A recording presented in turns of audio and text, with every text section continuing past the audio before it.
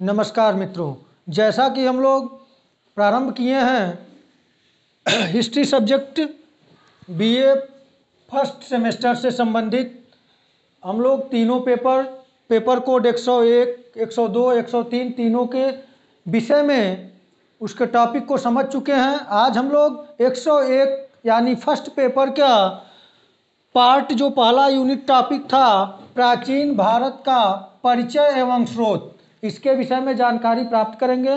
क्योंकि परीक्षा सर पे खड़ी है, जल्द से जल्द परीक्षा होने वाली है, समय कम है, तो मैं संक्षिप्त में आपको यह बताने का प्रयास करूंगा कि कहां कहां से आप पढ़ लें और समझ लें और उसे परीक्षा में अच्छे अंकों से पास हो सकें।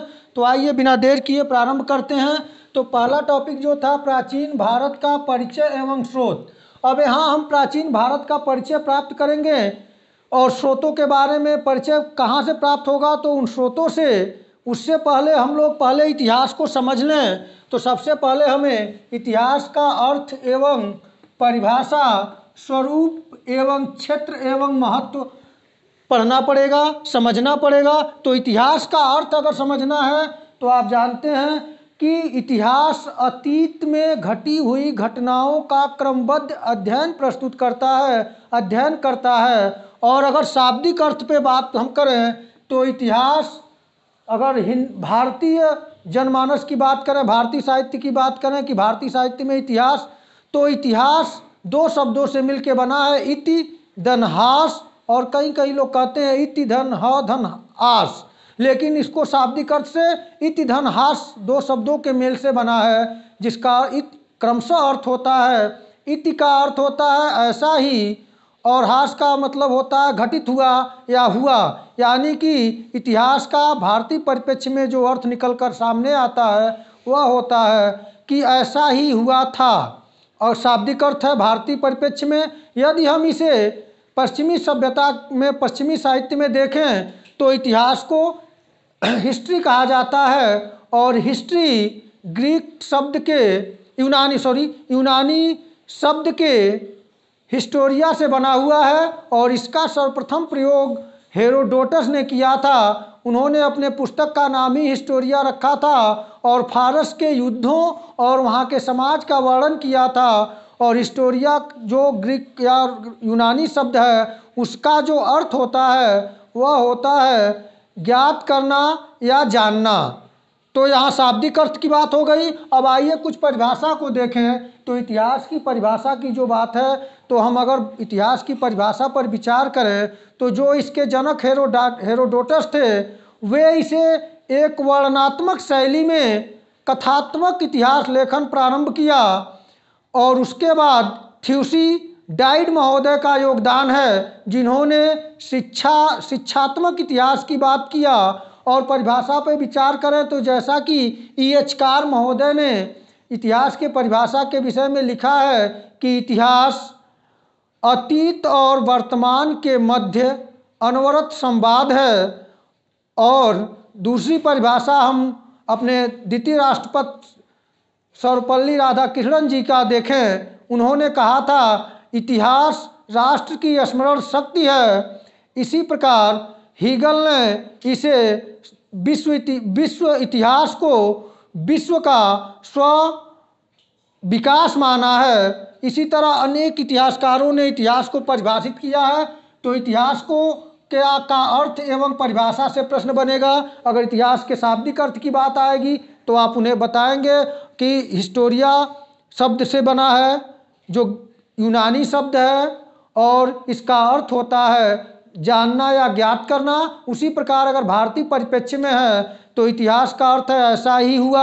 और परिभाषाओं पे बात करेंगे तो E.H. कार की परिभाषा मैक्सिमम पूछी जाती है ऑब्जेक्टिव क्वेश्चन में। तो E.H. कार ने इसे अतीत और वर्तमान के मध्य अनवरत संवाद कहा है, और सर्वपल्ली राधाकृष्णन ने इसकी परिभाषा, इतिहास की परिभाषा राष्ट्र के स्मरण शक्ति के रूप में किया है। और उसके स्वरूप की बात करें, स्वरूप यहाँ लिख लें प्रकृति की बात करें, उसके नेचर की बात करें, तो इतिहास से ऑब्जेक्टिव क्वेश्चन अगर बनता है कि इतिहास क्या है, इतिहास का नेचर क्या है, तो आप इसे जानेंगे कि इतिहास जो है कला और विज्ञान दोनों है। कला एवं विज्ञान दोनों है। कला इस रूप में है क्योंकि जो सत्य और सुंदर है वह कला है, यानी कि यह केंद्र में मानव समाज है और मानव को एक विवेकशील प्राणी मानते हुए इतिहास में हमेशा यह प्रयास रहता है कि व्यक्ति अच्छे से अच्छे नीतिगत तरीके से आगे बढ़े। तो उसे उस उद्देश्य में कला होता है और जो क्रमबद्ध और कार्य कारण का संबंध स्थापित करता है और मिलता है वह विज्ञान के अंतर्गत होता है। तो इतिहास कला और विज्ञान दोनों है। और क्षेत्र की बात करें तो भिन्न भिन्न समय में भिन्न भिन्न इतिहासकारों ने इतिहास के क्षेत्र को अपने सीमा में बांधने का प्रयास किया है। जैसे टॉयनबी ने सांस्कृतिक विरासतों को माना है, इसी तरह से अनेक इतिहासकारों ने अन्य अन्य क्षेत्रों को इसमें शामिल करने का प्रयास किया है। लेकिन देखा जाए तो इतिहास संपूर्ण मानव समाज का अपने एटमॉस्फियर वातावरण या प्रकृति से जो संघर्ष करके जो कुछ सीखा है वह सब इतिहास के अंतर्गत है। इतिहास की पाठ्यवस्तु बहुत ही व्यापक है और उसका महत्व, तो इतिहास का महत्व इतना ही समझ सकते हैं कि इतिहास अपने आप में मानव के समस्त समस्याओं का समाधान है। इतिहास हमें बताता है, जैसे मान लीजिए हम लोग हाई स्कूल में थे, जब परीक्षा देने गए हमको कोई आइडिया नहीं था, परीक्षा दिए, जिसने अंकों से पास हुए, उसके बाद फिर तुरंत मन में आया अगर एक मौका और हमें मिलता हाई स्कूल में, अगर मैं फिर फार्म भरता तो अपनी गलतियों को जान के उसमें, क्योंकि हमें पता चल गया कि पेपर का पैटर्न कैसे है, कैसे आता है, कैसे लिखने पे नंबर मिलता है, तो हम उसे इतिहास ही ये बताता है। तो कहीं ना कहीं इतिहास हमें यह बताता है कि फलां ने ऐसा किया तो ऐसा हुआ। तो यानी कि मानव के पूर्व में किए गए कार्य और उसके परिणामों की जानकारी हमें इतिहास से मिलती है। इस प्रकार इतिहास से हम सीख लेकर भविष्य में गलतियां न करते हुए अपने आप को और बेहतर तरीके से प्रस्तुत कर सकते हैं। यह इतिहास का महत्व है। इसके अंतर्गत अनेक बातें आएंगी और इतिहास में आप इसके अंतर्गत महत्व के अंतर्गत देख लेंगे कि किस प्रकार अतीत का ज्ञान देता है, व्यवसायिक ज्ञान देता है, हमें अंतर्राष्ट्रीय सद्भावना में वृद्धि करता है, हमें देश के राष्ट्रीय मूवमेंट, राष्ट्रीय आंदोलन के विषय में जानकारी प्रदान करता है, हमारे राष्ट्र के गौरव के विषय में हमें जानकारी प्रदान करता है। ये सब इतिहास के महत्व के अंतर्गत आ जाएंगे। अब आइए देखते हैं इतिहास की भारतीय अवधारणा।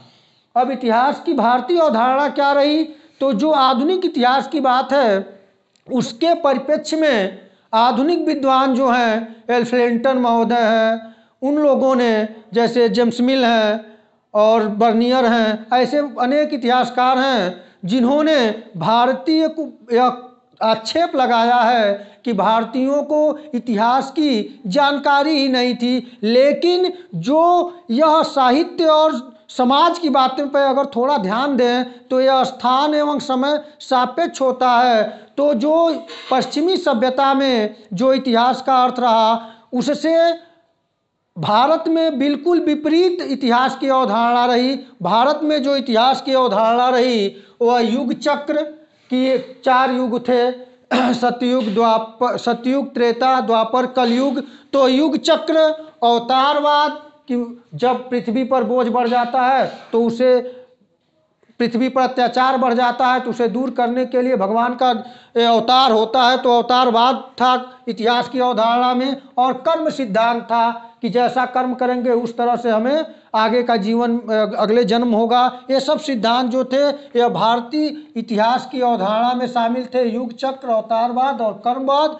अब आइए देखते हैं कि जो पश्चिम में इतिहास की प्राचीन अवधारणा रही उसमें सर्वप्रथम, जैसा कि हम लोग बात किए हैं, यूनानी रोमन में हैसियत युग चक्र का बहुत ही मतलब प्रभाव था। हैसियत युग चक्र क्या था, यूनानी और रोमन की अवधारणा प्राचीन जो थी इतिहास की, उसमें यह था, उसमें माना गया हैसियत के आधार से इतिहास का विभाजन किया गया। उसमें बताया गया पहला था स्वर्ण युग, दूसरा था रजत, तीसरा इस समय उन लोगों ने लौह युग की बात करते हैं, तो हैसियत के आधार पे था। और इतिहास की मध्यकालीन अवधारणा की यदि बात करें तो इतिहास की जो मध्यकालीन अवधारणा है वह धार्मिक अवधारणाएं थे, जैसे पारसी, यहूदी, इस्लामिक और ईसाइयत। उस समय में मध्यकाल में मैक्सिमम इतिहास जो लिखे गए वह कहीं न कहीं धार्मिकता से प्रभावित होकर लिखे गए। तो धार्मिक अवधारणाएं मध्यकाल में सामने आई और इतिहास की जो आधुनिक अवधारणा है वह आधुनिक अवधारणा के केंद्र में विश्व बंधुत्ववाद है।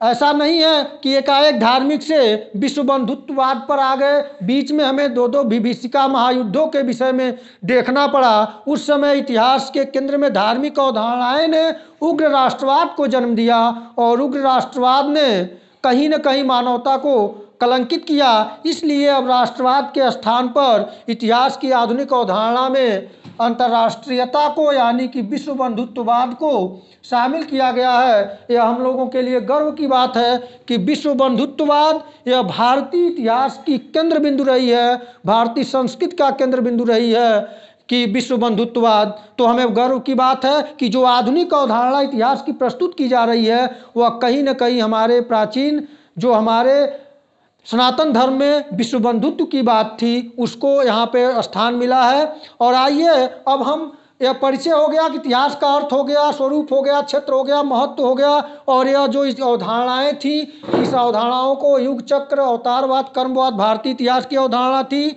जबकि प्राचीन अवधारणा जो यूनानी रोमन हैसियत युग चक्र था और उसके बाद इतिहास की मध्यकालीन अवधारणा में धार्मिक अवधारणाएं धार्मिकता को केंद्र में रखा गया और आधुनिक में हम लोग उग्र राष्ट्रवाद के प्रभाव को देखने के बाद अब इतिहास के केंद्र में विश्व बंधुत्ववाद है। और आइए अब स्रोत पे बात करें कि भारतीय इतिहास के जानने के स्रोत जो हैं, तो भारतीय इतिहास के जानने के स्रोत को हम दो भागों में विभाजित किए हैं। एक है पुरातात्विक स्रोत और दूसरा है साहित्यिक स्रोत।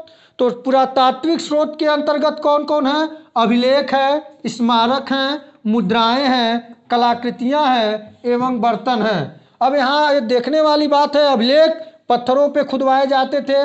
जो राजा जहाँ तक रहता था वहाँ तक अपने क्षेत्र में अपने जनता को समझाने के लिए, अपने नीतियों को बताने के लिए, अपनी जन कल्याणकारी योजनाओं को बताने के लिए, जनता को समझाने के लिए अभिलेखों का निर्माण करवाया। भारत में प्राचीन अभिलेख अशोक के मिलते हैं। स्मारक बनवाए जाते थे, स्मारक भी कई मिले हैं, उनमें बनवाए जाते थे। स्मारकों पर भी खुदाया गया रहता था धातुओं पर, तो स्मारक से भी मिलते हैं भारतीय इतिहास जानने के स्रोत।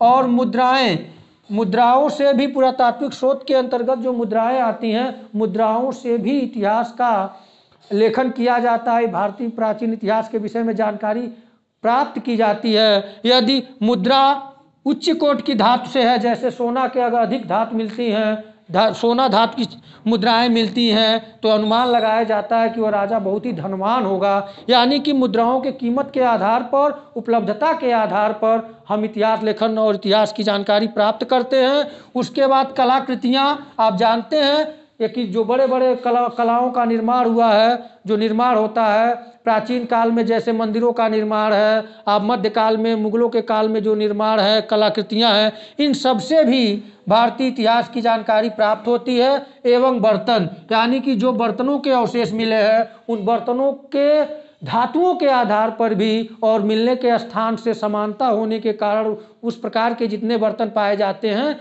वहाँ उन स्थानों को एक राज्य के अंतर्गत शामिल माना जाता है।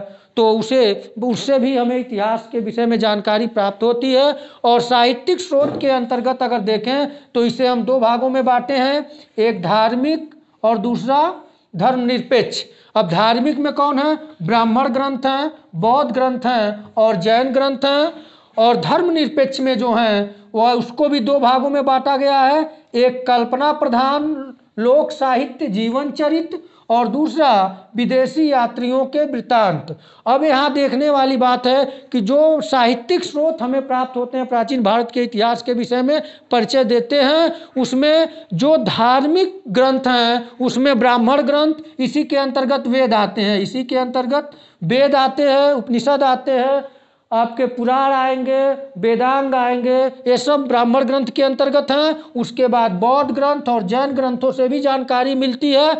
उसके बाद अगर धर्मनिरपेक्षता की हम बात करें तो धर्मनिरपेक्ष साहित्य में कल्पना प्रधान में लोक साहित्य और जीवन चरित्र जैसे आप जानते हैं कि हर समाज का अपना एक लोक संस्कृति होती है, लोकगीत होती है, उसके माध्यम से अपने नायकों का वे लोग जीवन चरित्र लिखते हैं जिसमें वीर रस की प्रधानता होती है, उसे कल्पना प्रधान के अंतर्गत रखते हैं। और दूसरा जो है विदेशी यात्रियों के वृत्तांत, इसके अंतर्गत हमें देखेंगे कि प्राचीन समय से ही यूनानी, चीनी, तिब्बती और मुसलमान और आधुनिक समय में जो अंग्रेजी इतिहासकार हैं, यानी इंग्लैंड के अंग्रेजी इतिहासकार, इन सब का जो भारत के विषय में समय समय पर भारत में आए राजवाड़ों के शासनकाल में, उनसे देखे भारतीय धर्म परंपरा संस्कृति के बारे में, और जो उन्होंने अपने ग्रंथों में उस प्रकार के विचार व्यक्त किए हैं, उन सब से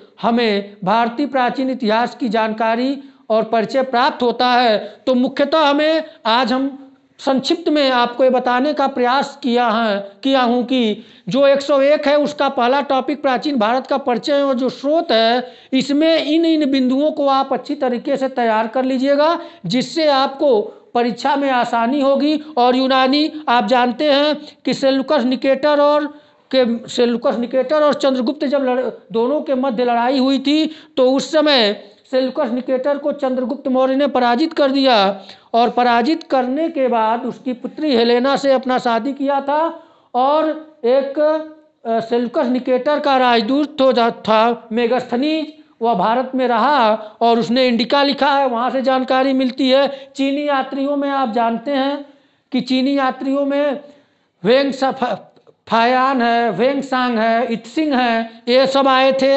इन सबों के रचनाओं से हमें जानकारी प्राप्त होती है। तिब्बती लेखक कंग्यूर तंयुग के लेखक तारानाथ आप जानते ही हैं, उनसे हमें भारतीय इतिहास के विषय में जानकारी प्राप्त होती है। और मुसलमान जो कि अब्दुल रज्जाक आया, फिर आप मोरक्को निवासी इब्न बतूता भारत आया, अलबरूनी आए, इन सब से हमें भारतीय इतिहास के विषय में जानकारी मिलती है। और अंग्रेजी में आप जानते हैं कि राल्फ फिच आए, विलियम हॉकिंस आए, ये सब जितने आए थे उन लोगों ने अपने स्मरण पत्रों में जो लिखा था उससे भारतीय इतिहास के विषय में जानकारी प्राप्त होती है। जबकि 1921 में James mill history of India के लेखक ने भारत के इतिहास को धर्म के आधार पर बांटा। तो इन सब लेखकों के रचनाओं के माध्यम से भारतीय इतिहास के विषय में हमें जानकारी प्राप्त होती है। तो आप इन टॉपिक को देख लीजिएगा। इसके अगले टॉपिक को मैं आपको अगली वीडियो में बनाऊंगा, आप इसे देखें, समझें और अपने टेक्स्ट बुक पर भी एकदम इन टॉपिकों को आप किताब में देखकर उसे और अच्छी तरीके से तैयार करें और आप अच्छे से अच्छे अंक प्राप्त करें। इसी दुआओं के साथ नमस्कार।